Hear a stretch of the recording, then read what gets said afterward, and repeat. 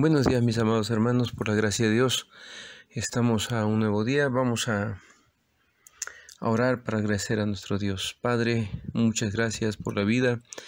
Es un don precioso que usted nos regala, con todo lo que implica y las circunstancias que pasamos. Tenemos mucho que agradecerle. También, Señor, queremos rogarle que su Espíritu sea con nuestros hermanos que están laborando todos los días, que salen fuera de su hogar, que están en los hospitales, en las zonas más críticas de estos tiempos. Para todos los que se quedan en casa, mis hermanos enfermos, seguimos rogando por nuestra hermana Karina. Señor, que usted tenga misericordia. Hasta ahora la ha sustentado durante estos tiempos, Señor, y usted es aquel que la puede levantar y clamamos que así sea. Rogamos por la gracia suya en la vida de nuestros hermanos que están enfermos ahí en casa, por todos nuestros hermanos, por los cuales siempre le rogamos, Señor, nuestro hermano Antonio Hernández, nuestra hermana Carmela Valdés, nuestra hermana nuestra hermana Isabela, esta pequeñita por la cual oramos, que usted la siga fortaleciendo y creciendo en gracia, en estatura, por nuestro hermano Mario Ruiz, por nuestro hermano Asael Rayón, por el pastor Gamaliel Vivas, Señor, que usted sea su fortaleza en estos tiempos también, y paz en su corazón, en sus pensamientos. Sea usted también con nuestro hermano Mauricio Vidaurri. Rogamos que su gracia se manifieste en Alicia, en Juan, en Sergio Robles, cada uno de nuestros hermanos que en esta hora se encuentran y en este tiempo quebrantados en su salud. Padre, sea usted su médico divino, el bálsamo para sus malestares. Sea usted, Señor, el que llene de esperanza sus corazones y siga ayudando y guardando a su iglesia, Señor, sustentándonos en un tiempo difícil para su pueblo, Señor. Sea usted la esperanza y la fortaleza siempre de su iglesia. Rogamos por nuestra hermana Alma Rivera, por nuestra hermana Aide, nuestras hermanas enfermeras Hernández y cada uno de aquellos que están, Señor, trabajando. Sea usted fiel y misericordioso con nosotros. Auxílienos en estos tiempos, Padre, y aumente la fortaleza y la fe en el corazón de su iglesia, Padre. Todo esto, Señor, lo estamos suplicando, como también que su Espíritu nos llene de sabiduría y entendimiento para comprender su palabra y su voluntad, Señor. Pues todo se lo agradecemos y rogamos también, Padre bueno, por favor, en el nombre de nuestro Señor Jesucristo. Amén. El día de hoy vamos a hablar acerca del pecado que no tiene perdón. Muchas personas temen y se preocupan porque en la Biblia hay un pecado que se describe como imperdonable.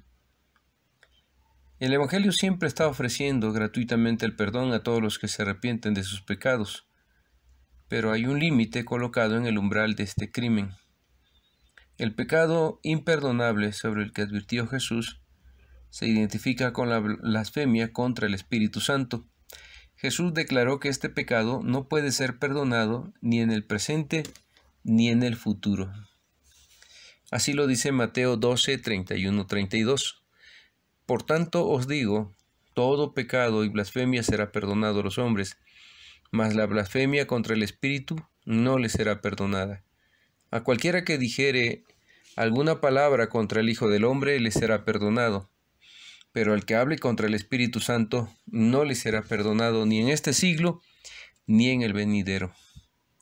Usted puede verificar la lectura en el Evangelio de Mateo capítulo 12 versos 31 al 32. Ha habido muchos intentos por identificar este pecado específico que es imperdonable. Se ha asignado a crímenes tan horrendos como el homicidio o el adulterio. Sin embargo, si bien esos dos crímenes son pecados horribles contra Dios, la Escritura deja muy en claro que pueden ser perdonados si las personas que la cometió se arrepiente de todo corazón. David, por ejemplo, era culpable de ambos. cuando cometió adulterio con Betsabé y luego cometió homicidio por mandar a matar al esposo de Betsabé. Sin embargo, el Salmo 51 nos revela la oración de David y cómo Dios lo restauró a la gracia.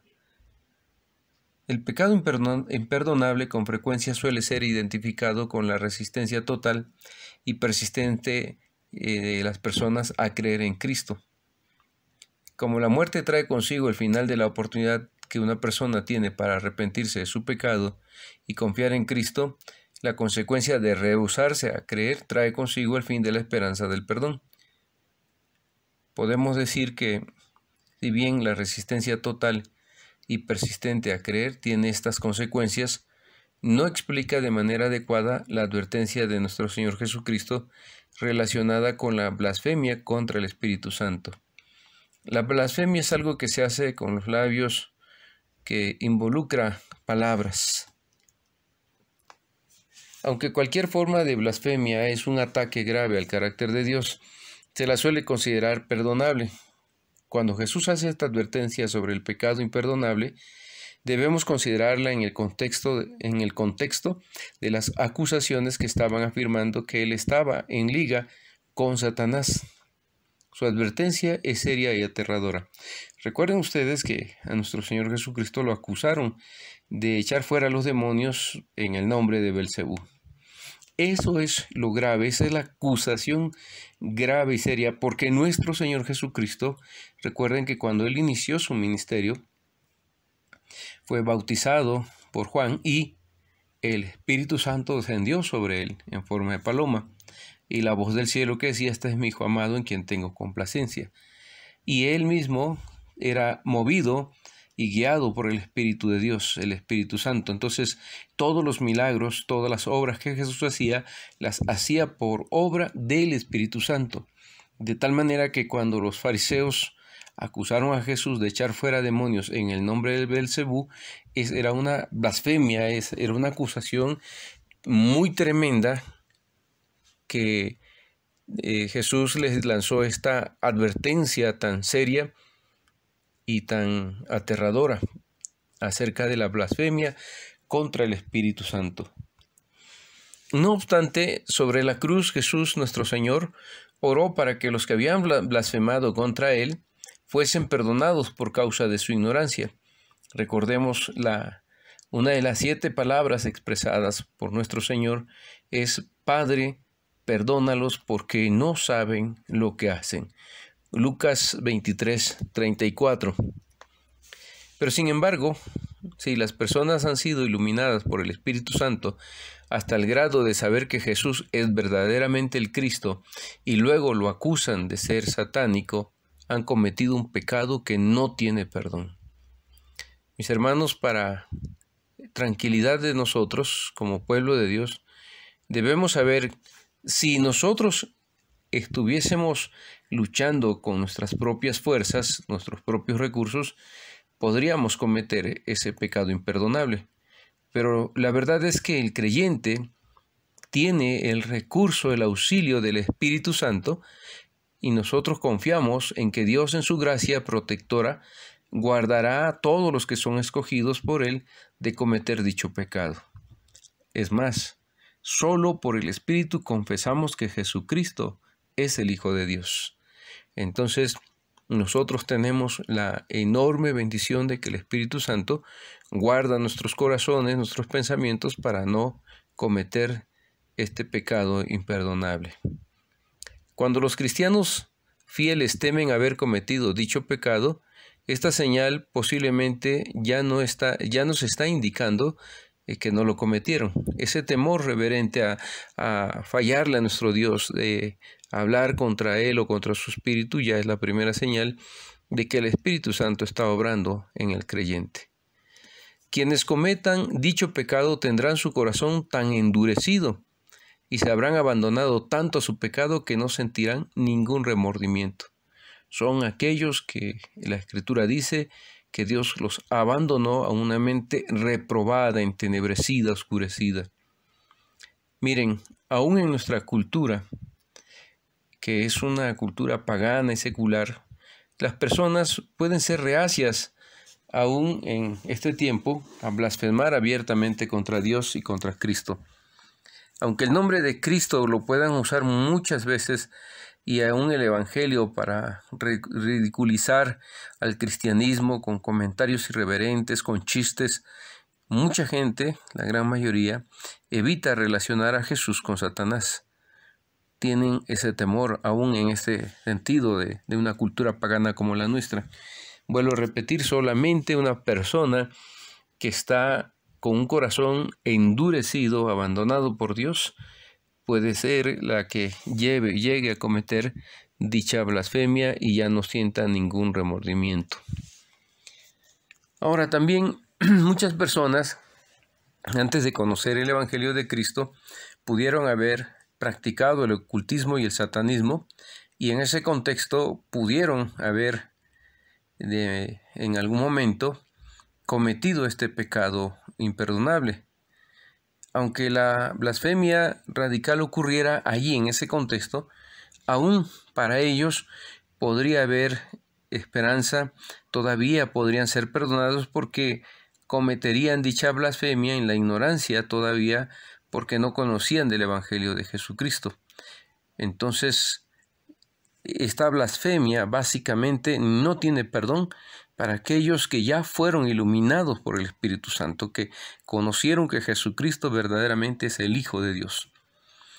Pero en el caso de aquellos que no conocían del Evangelio y en algún momento en su ignorancia cometieran dicha blasfemia, aún podrían ser perdonados porque no habían sido iluminados por el Espíritu Santo.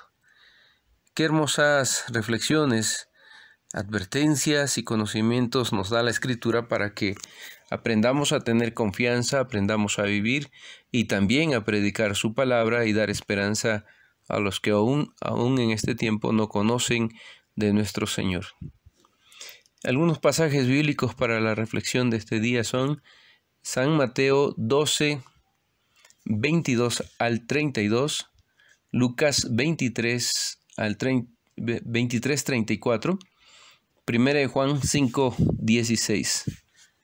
Como resumen de este tema diremos que la blasfemia contra el Espíritu Santo no debe ser equiparada al homicidio o al adulterio. La blasfemia es un pecado contra Dios que involucra palabras. La advertencia original de Cristo era en contra de atribuirle las obras de Dios, el Espíritu Santo, a Satanás. Jesús oró pidiendo el perdón de los blasfemos que ignoraban su verdadera identidad. Los cristianos nunca cometerán este pecado por la gracia protectora de Dios y el Espíritu Divino que mora en ellos. Que Dios les bendiga, mis hermanos. El día de mañana, primeramente Dios, continuamos con nuestras reflexiones. Como siempre, deseo que el Señor sea con cada uno de ustedes y en todas vuestras necesidades. Hasta mañana, primero Dios.